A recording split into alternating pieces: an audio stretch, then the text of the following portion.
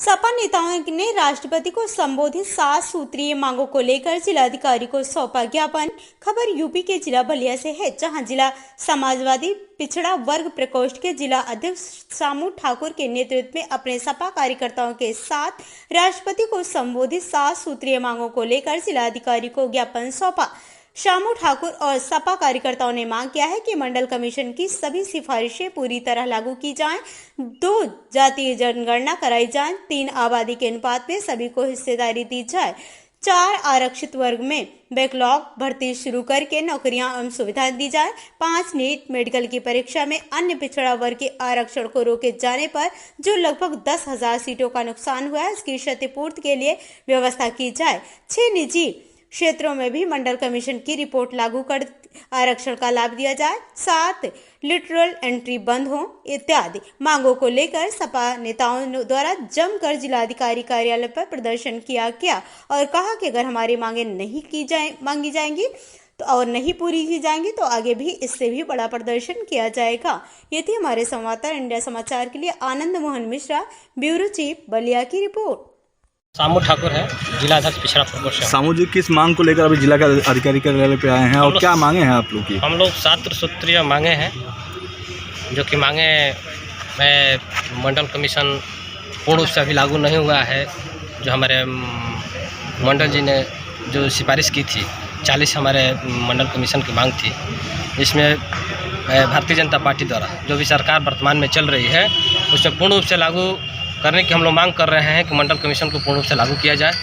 जितने भी उसमें सिफारिशें हैं, मंडल कमीशन ने जो सिफारिश किया था वो पूर्ण रूप से लागू हो जाए, ताकि पिछड़ों का हमारे हर चीज़ से जो वंचित हो रहे हैं। क्या मेन मुख्य मांगे हैं आपकी इसमें?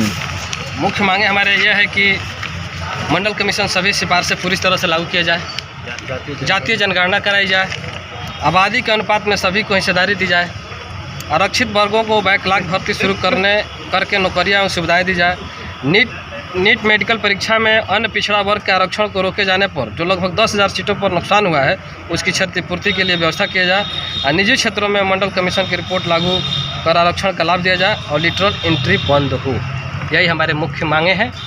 तो अगर सरकारें अगर मांगे नहीं पूरी करती है तो क्या करेंगे आगे? अगर मांगे हमारी नहीं पूरी होती है तो समाजवादी पार्टी के राष्ट्रीय अध्यक्ष आदरणीय अखिलेश यादव द्वारा जो भी दिशा निर्देश होगा हम लोग धरना के माध्यम से अपनी बात हम लोग मनवाने का काम करेंगे। ठीक।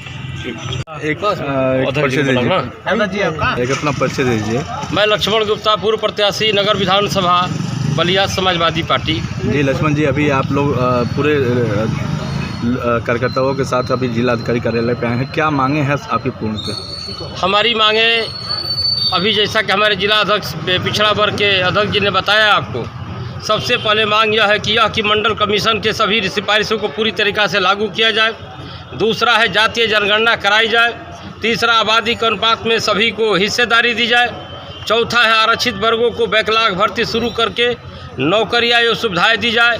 नीट मेडिकल की परीक्षा में अन्य पिछड़े वर्ग के आरक्षण को रोके जाने पर लगभग 10,000 सीटों का नुकसान हुआ है, उसकी क्षतिपूर्ति के लिए व्यवस्था की जाए। और छठवां हमारी मांग है निजी क्षेत्रों में भी मंडल कमीशन रिपोर्ट लागू करके आरक्षण का लाभ दिया जाए।